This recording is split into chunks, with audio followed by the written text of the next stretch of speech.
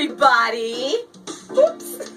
And welcome to another episode of Find Out What's in Pelenta's Forest. So grab yourself a glass of water or a cup of tea and spend the next few minutes with me.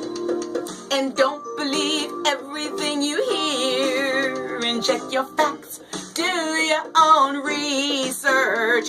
What that really means is don't believe everything I say because I might be a liar.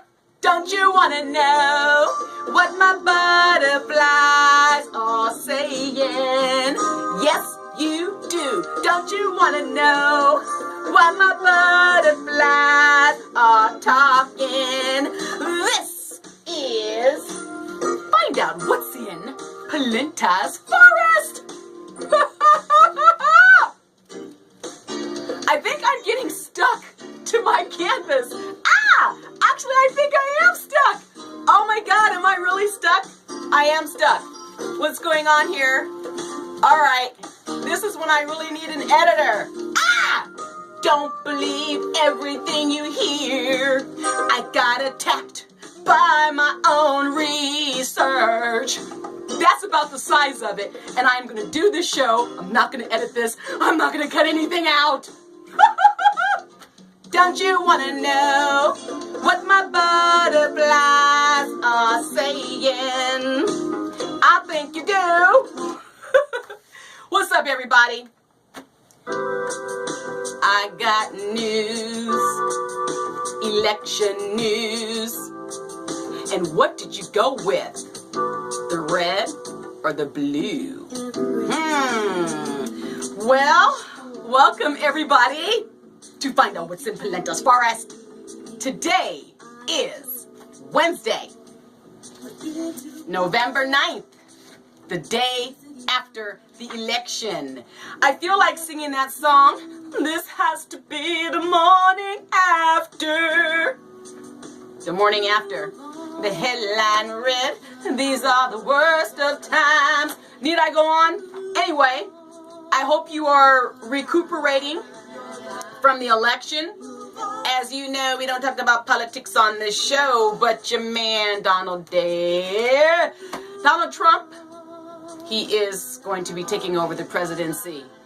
And I am not going to say who I voted for, what I think about either one of them, or if I even voted. But what I will say is we need to pray for both of them.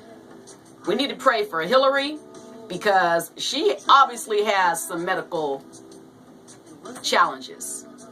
Whether you like her or not, we need to pray for that woman. Lift her up in prayer and hope that she's going to be all right because she's really suffering right now. You guys can laugh all you want to, but she's suffering right now. And let me tell you something, Donald Trump, we need to say prayers for him too, because like I always tell you guys, I say it till I'm blue in the face. Don't believe everything you hear. Check your facts, do your own research, because let me tell you, there is a bigger, much bigger show going on right now.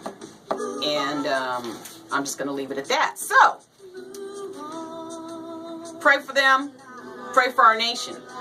Now is not the time to get mad and keep leaving the country and divorce and breaking up friendships and all this kind of stuff. We need to be getting on our hands and knees and focusing on all that energy and putting it into prayer. Okay? Turn that anger and that negativity into positive, and you better get on your knees and pray earnestly to the Lord. And I'm going to leave it at that. You know exactly what I mean. You know exactly where I'm coming from. So this is episode 66. Well, it should have been 3 6s after yesterday. But anyway, I didn't just say that. So this is Route 66. And I figured since this is episode 66, it would be kind of cool to just do a little history show about Route 66. You've heard songs about Route 66. You've seen horror movies about Route 66 and documentaries about Route 66. So now you're going to hear Pelenta tell you about Route 66. So here it goes. This is your Route 66 education, people. So U.S. Route 66 or known as Route 66, and it is also known as the Will Rogers Highway. Now that's the main street of America, or the mother lode. Now this was one of the original highways within the United States highway system.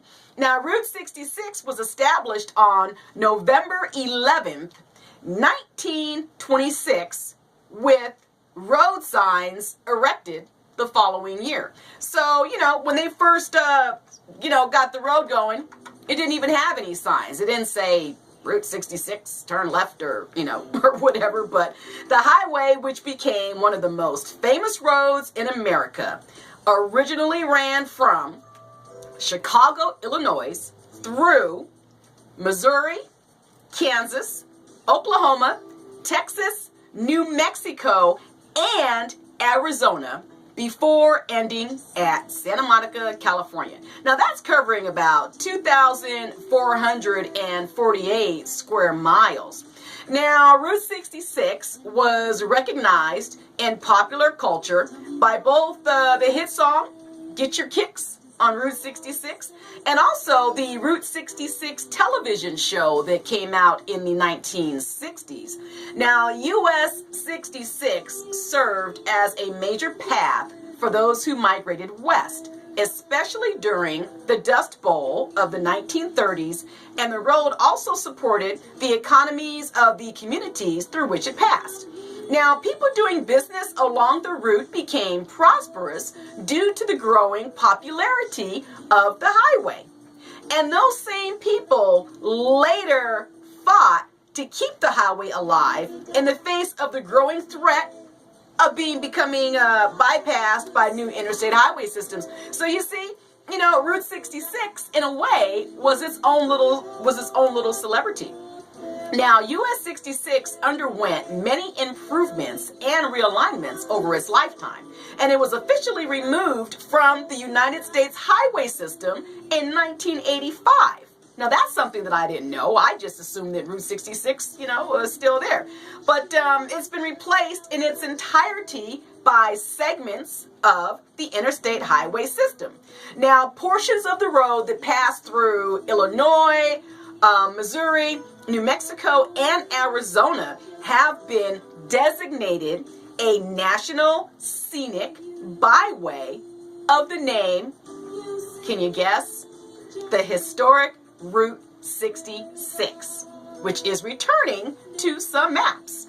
Actually, it was taken off of the map. Isn't that weird? How you could just take something off of a map and then just stick it back on there when it's convenient? I don't know. But several states have adopted significant bypass sections of the former US 66 into the state road network as State Route 66.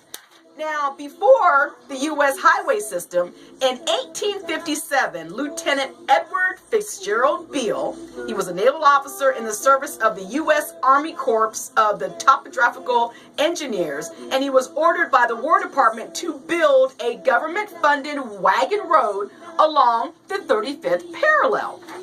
So see, even in those days, your sergeant would order you to, hey, go, we need a road.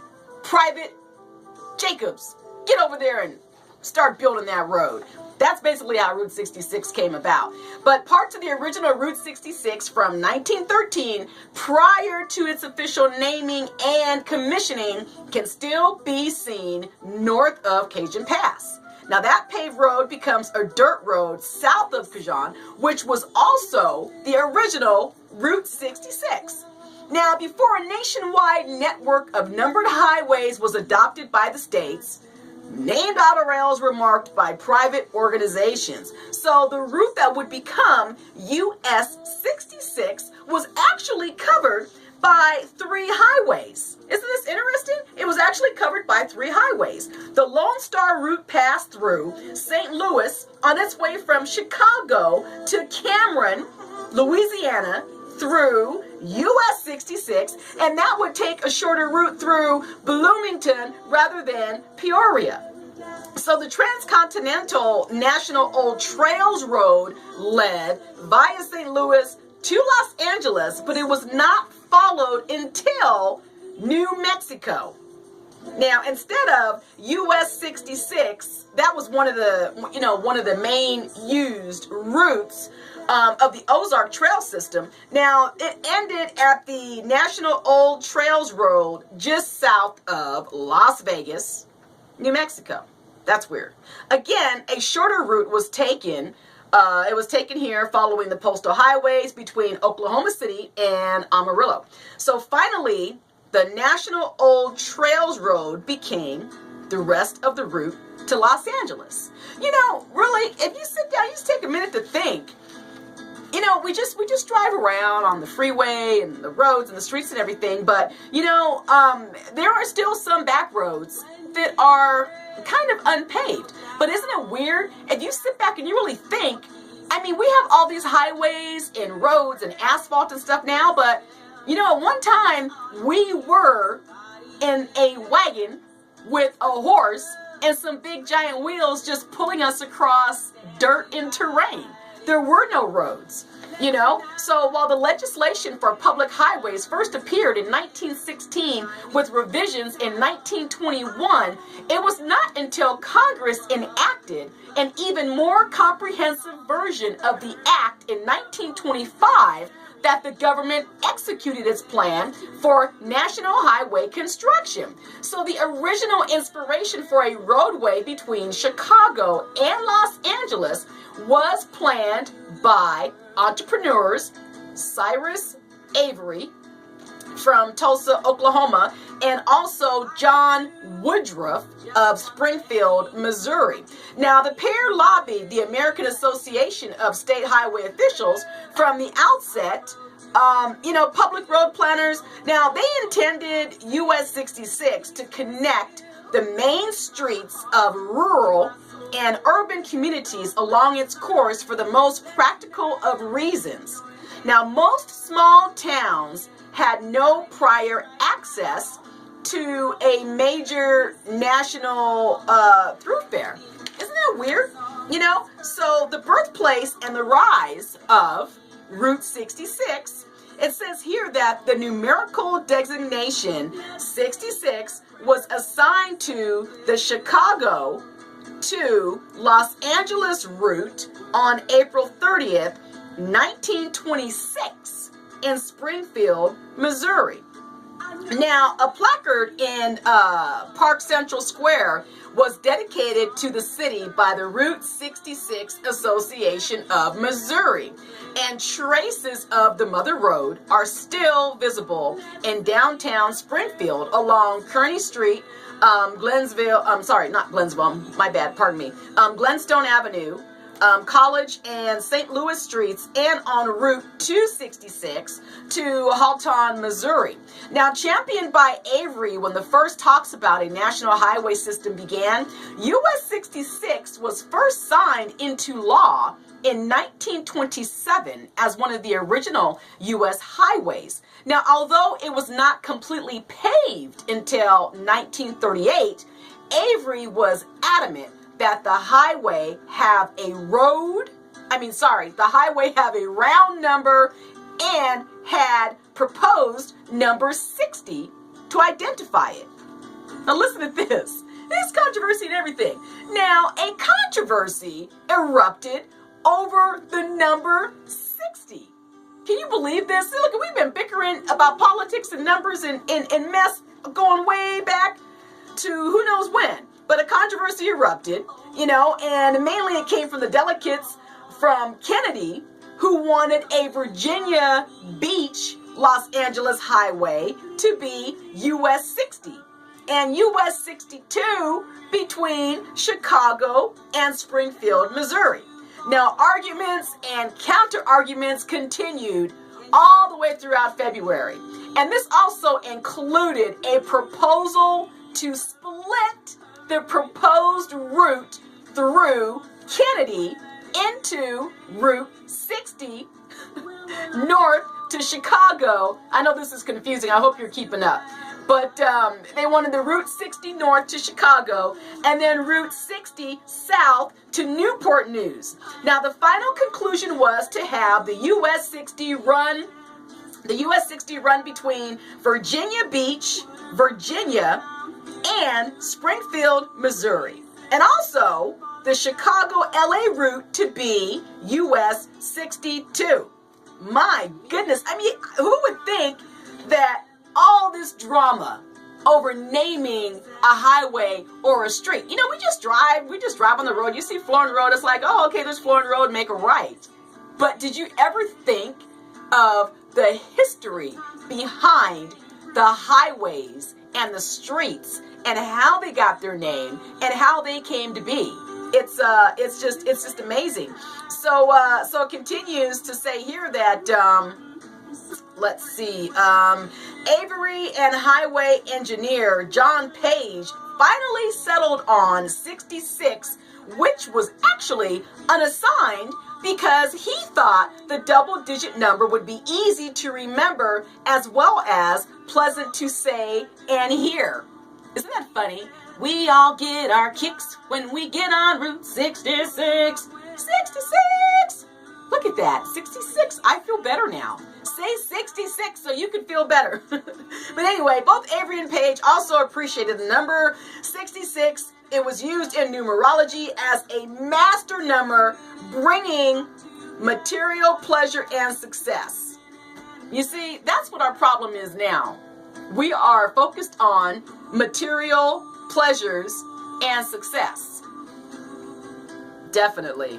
Yeah, so the state of Missouri released its 1926 state highway map with the highway labeled as US 60. See, now we're getting into some trouble here. After the federal highway system was officially created, Cyrus Avery called for the establishment of the U.S. Highway 66 Association to promote the complete paving of the highway from end to end and to promote travel down the highway. Now, in 1927, in Tulsa, the association was officially established with John T. Woodruff of Springfield, Missouri, and he was also elected the first president. In 1928, the association made its first attempt at publicly, doggone it. Okay, I'm sorry, I'm getting twisted up here, you guys. They made their first attempt publicly to announce the road. So this has gone from Chicago, to Los Angeles, to Oklahoma. It's got a Cherokee runner from Oklahoma. Part of it was awarded to Andy Hartley Payne. I mean, they've been fighting over this Route 66 for years and years and years now. So let's see what the final analysis is, because the beginning decline of Route 66 came in 1956 with the signing of the Interstate Highway Act by President Dwight D. Eisenhower. Now, he was influenced by his experiences in 1919 as a young Army officer crossing the country in a truck. So he had, a serious appreciation, for the Audubon network and, necessary to get the road together here. I wish I could show you, some of the pictures here, but yeah, Route 66 is a big deal. They have gas stations named after Route 66. I mean, there's a museum, there's pillows, there's keychains, this the whole 9 yards. So, go out and find out about Route 66 because it's pretty cool.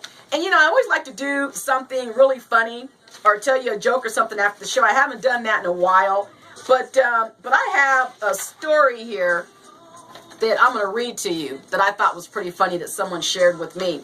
So this is actually called the Texas 3 kick rule. So here goes. A big city California lawyer went duck hunting in rural Texas. He shot and dropped a bird, but it fell into a farmer's field on the other side of the fence. Well, as the lawyer climbed over the fence, an elderly farmer drove up on his tractor, and he asked him what he was doing. Well, the litigator responded, I shot a duck and it fell in this field. Now I'm going to retrieve it. The old farmer replied, excuse me, this is my property and you're not coming over here. Well, the indignant lawyer said, I'm one of the best damn lawyers in this United States. And if you don't let me get that duck, I will sue you and take everything you own.